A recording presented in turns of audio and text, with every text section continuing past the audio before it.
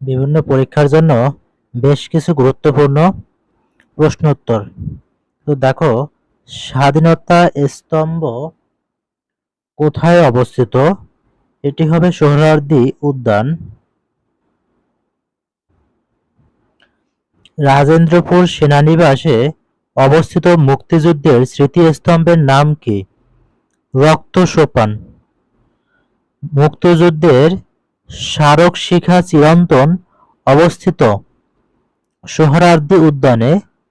সাবাস বাংলাদেশ ভাস্কর্যটি যে বিশ্ববিদ্যালয়ে অবস্থিত? রাজশাহী বিশ্ববিদ্যালয়ে অবস্থিত। মুক্তিযুদ্ধ জাদুঘর অবস্থিত ঢাকার আগারগাঁওয়ে। জাতীয় স্মৃতিসৌধের স্থপতি হলেন সৈয়দ মইনুল হোসেন। ৭১-এর মুক্তিযুদ্ধ ভিত্তিক প্রথম ভাস্কর্য কোনটি? জাগ্রত চৌরঙ্গী। ১৯৭১ সালে গণহত্যা নির্যাতন আর্কাইভ ও জাদুঘর কোথায় অবস্থিত? ঢাকায়। The first liberation war sculpture in Bangladesh is Jagrata Chowringhee.